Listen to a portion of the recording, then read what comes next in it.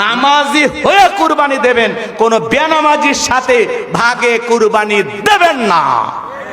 এ কথা কয় না, এই জায়গাতে আওয়াজ দেবে না, ভেজাল আছে, ভেজাল আছে।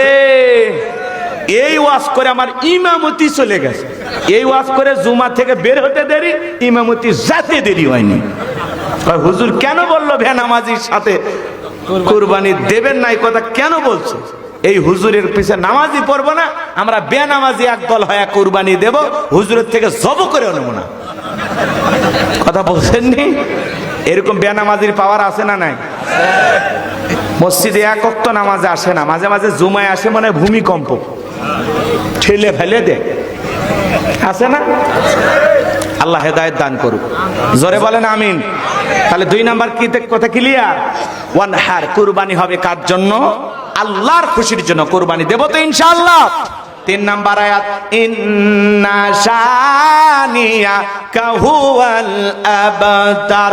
নবী গো, যারা আপনাকে লেসকাটারির বংশ বলে আপনি কষ্ট মনের মধ্যে নেবেন না। এই পৃথিবীর জমিনে আপনাকে মহব্বত করা, আপনাকে ভালোবাসার কোটি কোটি রুহানি সন্তান পাঠাবো, যারা আপনার জন্য জীবন দিতে প্রস্তুত থাকবে। আমার ভাইয়েরা, পুরো পৃথিবীতে 700 কোটির উপরে মানুষ, এর মধ্যে 200 কোটি মুসলমান। আমরা সবাই নবীজির রুহানি সন্তান। নবীজির অপমানে যদি না কাঁদে তোমার মন, মুসলিম নয় তুমি, মুনাফিক, নবীজির দুশমন। মাঝে মাঝে দেখেন না কিছু নাস্তিক বেঈমানরা নবীর নামে ব্যঙ্গ করে উল্টাপাল্টা কথা লেখে, আছে না নাই? ফ্রান্সের জালেমেরা নবীজির কার্টুন প্রদর্শন করত, নাক ব্যাখ্যা করে, মুখে কয়েকটা দাড়ি লাগায়া, বল ইনি মোহাম্মদ, জোরে কন্যা উযুবিল্লাহ, আমার নবীকে দেখতে কার্টুনের মতো। এই পৃথিবীর সবচাইতে সুন্দর মানুষটির নাম মুহাম্মদ রাসূলুল্লাহ সাল্লাল্লাহু আলাইহি ওয়াসাল্লাম। যে নবীর চরিত্রের সার্টিফিকেট আমার আল্লাহ দিয়ে বলেন, ওয়া ইন্নাকা লাআলা খুলুকিন আযীম। নবী গো, আপনি হলেন পুত পবিত্র মহান চরিত্রের অধিকারী। যে নবী 63 বছরের জিন্দেগিতে একটি মিথ্যা কথা বলেননি। আল্লাহু আকবার বলেন। জীবনে কখনো তুমি মিথ্যে বলনি, তাই তো তোমায় পেতে কাঁদে এই ধরণী। জীবনে কখনো তুমি মিথ্যে বলনি, তাই তো তোমায় পেতে কাঁদে এই ধরণী। যে নবী 63 বছরের জিন্দেগিতে একটি মিথ্যা কথা বলেনি, এই যুবক, সেই নবী হলেন তোমার আমার মডেল, তোমার আমার আদর্শ। লাকাদ কানা লাকুম ফি রাসূলিল্লাহি উসওয়াতুন হাসানা। আল্লাহ বলেন তোমাদের জন্য উত্তম আদর্শ আছে রাসূলের জীবনের ভিতরে। আল্লাহু আকবার কোন। সেই নবীকে যারা গালি দেয় এরা অবৈধ জারর সন্তান। নবীজির অপমানে যদি না কাঁদে তোমার মন, মুসলিম নয় তুমি, মুনাফিক, নবীজির দুশমন। নবীকে গালি দিয়েছিল ওলীদ বিন মুগীরা, ওয়াকাত্ত ভাষায় নবীকে গালিগালাজ করেন। আল্লাহ আয়াত নাজিল করে বলেন, উতুল্লিম বাদা যালিকা জানিম। নবী গো, এই ওলীদ বিন মুগীরা হলো পিতৃ পরিচয়হীন জারর সন্তান, এর জন্মের ঠিক নাই। এই কথা শোনার পরে ওলীদ বিন মুগীরা বলে, নবী এত বড় কথা, আমার জন্মের ঠিক নাই, আপনি থাকেন, আমার বাড়িতে যায়। ছেলেটা বৈধ না বৈধ জানে কে? ফ্যাক্টরির মালিক, তার মানে তার মা। তার মায়ের নাম ছিল ঝর্ণা। যা বলে, মা করবি না কোনো তাল বাহানা। নবী মুহাম্মদ সাল্লাল্লাহু আলাইহি সাল্লাম আমাকে বলেছেন, উতুল্লিম বাদা যালিকা জানিম, আমি নাকি পিতৃ পরিচয়হীন জারর সন্তান, আমার নাকি জন্মের ঠিক নাই। ওলীদ বিন মুগীরার মা মনে মনে ভাবে, গোপন তত্ত্ব নবী জানলো কেমনে? নবী তো জানতেন না, নবীকে জানিয়ে দিয়েছেন তিনি কে। এইবার ওলীদ বিন মুগীরার মা মনে মনে ভাবে আর দেখে বলে, বাবা শোনো, আমার বয়স হয়ে গেছে, আমি মিথ্যা কথা বলবো না। আমার এক পা কবরে চলে গেছে, আমি যা বলবো সত্য বলবো। শুনে নাও আমার সন্তান, তোমার বাবা ব্যবসা বাণিজ্যের কাজে এতটাই ব্যস্ত থাকতো, তোমার বাবা ব্যবসা চেনে, টাকা চেনে, কিন্তু তোমার মায়ের মন বোঝে না। সে যে কেন আসে না, কিছু ভালো লাগে না। এবার আসুক, তারে আমি মজা দেখাবো। কথা বোঝেন নাই?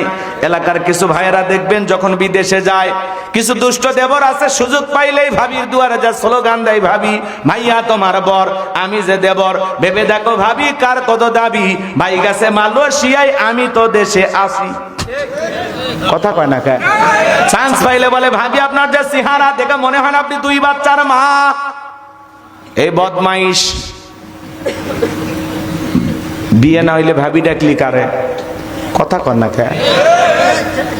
আমাদের সমাজ এগুলো আছে না নাই? মা বোন যারা আওয়াজ শুনতেছেন, মা শুনে যা, দুইটা পুরুষ এদের দূরে থাকবেন, একটা দেবর আর একটা দুলা ভাই, এরা হলো মৃত্যু তুল্য, বিষাক্ত সাপের চাইতে ভয়ঙ্কর। আরো আসতে কোন ঠিক?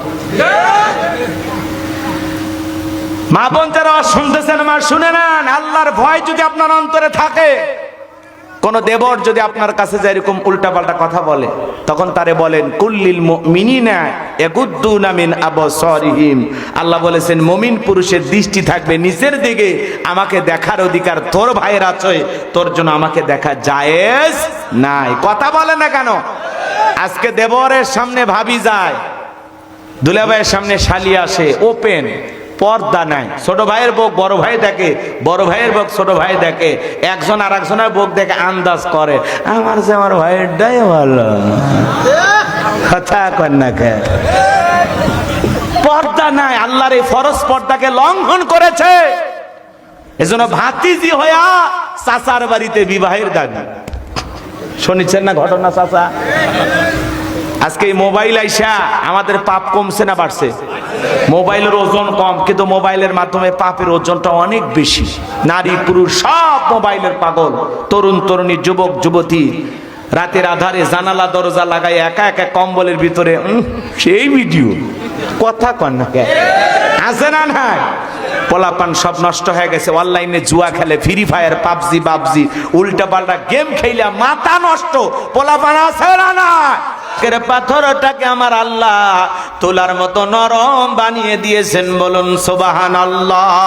আশিক রাসূল বেলাল, নবীর পাগল বেলাল, বলতে গেলে লম্বা সময় লাগবে বাজান, ওইদিকে যাওয়ার আর সুযোগ নাই। বেলালের উপর নির্যাতন জুলুমের কথা বিশ্ব নবীর কান পর্যন্ত যখন পৌঁছে গেল, নবী তখন ডেকে বলল, ওকুর, আমার বেলালের কষ্টের কথা আর সহ্য হয় না, যাও যাও তুমি আমার বেলালের জন্য একটা কিছু করো। হযরত আবু বকর সিদ্দিক রাদিয়াল্লাহু তাআলা কয়েকগুণ দাম বেশি দিয়া গোলামীর জীবন থেকে হযরত বেলালকে আজাদ করলেন, মুক্ত করলেন, বলুন আল্লাহু আকবার। এই যখন ইসলামের অবস্থা, একদিকে সন্তান হারানোর ব্যথা, কাফেরদের সমালোচনা, সাহাবায়ে কেরামদের উপর নির্যাতন জুলুম, এই জন্য নবীজির মনটা ভীষণ খারাপ, চোখের কোনা দিয়ে পানি ঝরতেছে। নবীর যখন মন খারাপ, নবীকে সান্ত্বনা দেওয়ার দায়িত্ব কার? আমার আল্লাহ ডেকে বলে, জিবরাইল, আমার বন্ধুর মা নাই, বাবা নাই, আমি ছাড়া আমার বন্ধুর কেউ নাই রে জিবরাইল। এ জিবরাইল, আমার বন্ধুর মনটা হয়েছে ভারী, আমি আল্লাহ সইতে নাহি পারি। লাহু মাহফুজ থেকে সূরা কাউসার নিয়ে যায়া আমার বন্ধুর উপরে নাজিল কর তাড়াতাড়ি। আমার নবী তখন ডেকে বলেন, আনাস, আমার কষ্টের কারণ কি, কান্না করার কারণ কি তোমরা জানো? কি তোমার মুস্কি হাসি দেওয়ার কারণ হলো এই মাত্র আসমান থেকে জিবরাইল এসে আমার উপরে সূরা কাউসার নাজিল করলো, বলুন সুবহানাল্লাহ। নবী তখন মুস্কি মুস্কি হাসলেন আর সাহাবায়ে কেরামদের সামনে সূরা কাউসার তিলাওয়াত করে শুনিয়ে দিলেন। জবান ছেড়ে সবাই আমার সঙ্গে আরেকবার পড়ুন, ইন্না আ'তাইনাকাল কাউসার ফাসাল্লি লিরাব্বিকা ওয়ানহার ইন্না শানিয়াকা হুয়াল আবতার। আল্লাহু আকবার। আমার আল্লাহ বলেন, ইন্না আ'তাইনাকাল কাউসার, অবশ্যই আমি আল্লাহ পাক আপনাকে হাউজে কাউসার দান করেছি। এই পৃথিবীর অন্য কোন নবী রাসূলকে আল্লাহ রাব্বুল আলামিন হাউজে কাউসার দান করেন নাই। আপনার আমার নবীকে আল্লাহ তাআলা স্পেশাল ভাবে হাউজে কাউসার গিফট করেছেন, হাউজে কাউসার দান করেছেন, বলুন সুবহানাল্লাহ। এইজন্য আমার আল্লাহ বলেন, ইন্না আ'তাইনাকাল কাউসার। আল্লাহু আকবার। নিশ্চয়ই আমি আল্লাহ পাক আপনাকে হাউজে কাউসার দান করেছি। এই হাউজে কাউসারের পানি দুধের মতো সাদা, মধুর চাইতে মিষ্টি, পানির মতো ক্লিয়ার। ওই কঠিন কিয়ামতের ময়দানে যেদিন বিচার দিবস কায়েম হয়ে যাবে, বিচার দিবসের একদিন হবে 50,000 বছরের সমান। যেদিন সূর্য সহাত মাথার উপরে চলে আসবে, সূর্যের তাপে মানুষের মাথার মগজগুলো টকবক করে গলতে থাকবে। যেদিন বেঈমানদের জিহ্বা নাভি পর্যন্ত জ্বলে আসবে, যেদিন ভাই ভাইকে দেখে পালিয়ে যাবে, পৃথিবীর জমিনে যা কিছু দেখতেছেন, পাহাড় পর্বত নদী নালা খাল বিল বিল্ডিং ইমারত, কোনো কিছু থাকবে না। কুল্লুমান আলাইহা ফান, পুরো পৃথিবীর সব কিছু আল্লাহ তাআলা ধ্বংস করে দেবেন। ওই কঠিন কিয়ামতের ময়দানে ভাই ভাইকে দেখে দৌড় মারবে। আবার আল্লাহ বলেন, ইয়াউমা ইয়াফিরুল মারউ মিন আখি ওয়া উম্মিহি ওয়া আবি ওয়া সাহিবাতিহি ওয়া বানি। সেদিন ভাই ভাইকে দেখে পালিয়ে যাবে, মাতা পিতা সন্তানকে দেখে পালিয়ে যাবে, স্ত্রী স্বামীকে দেখে পালিয়ে যাবে, কেউ কারো পরিচয় দেবে না। ওই কঠিন কিয়ামতের ময়দানে আল্লাহর আরশের ছায়া ছাড়া আর কোনো ছায়া থাকবে না। ওই ছায়ার ভিতরে আল্লাহ রাব্বুল আলামিন শাস্ত্রহীন মানুষকে ছায়া দান করবেন। এটা হলো কিয়ামতের ময়দানে আল্লাহ তৈরি করা ভিআইপি গ্যালারি। সেখান থেকে আল্লাহর প্রিয় বান্দারা কিয়ামতের ফাইনাল খেলা উপভোগ করবেন। বলুন আল্লাহু আকবার। আর এদিকে মানুষ দলে দলে পানি পানি বলে চিৎকার মারবে, আর বিশ্ব নবীর দিকে রওনা করবেন। কিছু মানুষের চোখের সামনে আমার আল্লাহ পর্দার আবরণ তৈরি করে দেবেন। নবী তখন ডেকে বলবেন, আল্লাহ, সংখ্যায় আমি আমার অনেক উম্মতকে দেখতে পাইলাম, কেন জানি সংখ্যাটা কমে গেল। আমার আল্লাহ তখন ডেকে বলবে, বন্ধু বন্ধু, পাইকারি ধরে আপনি সবাইকে হাউজে কাউসারের পানি পান করাইতে পারবেন না। দুনিয়ার জীবনে দুইটি অপরাধ করেছিল যারা, আজকে কিয়ামতের ময়দানে আপনার হাতে হাউজে কাউসারের পানি পাবে না তারা। জোরে বলেন, কয়টি অপরাধ? হ্যাঁ, ওই অপরাধ দিনাজপুরের মানুষের জানার দরকার আছে না নাই? কোন দুইটি অপরাধে মানুষ হাউজে কাউসারের পানি পাবে না? একটু অপেক্ষা করেন বাজান। হযরত আবু বকর সিদ্দিক রাদিয়াল্লাহু তাআলা পিয়ালাগুলো ভরা দিবেন, মাঝখানে দাঁড়িয়ে থাকবেন হযরত ওমর। হযরত ওমর আবু বকরের হাত থেকে নিয়ে নবীজির হাতে দিবেন, আর নবীজি তার আদরের উম্মতদেরকে খুঁজে খুঁজে কিয়ামতের ময়দানে হাউজে কাউসারে পানি পান করায়া দিবেন।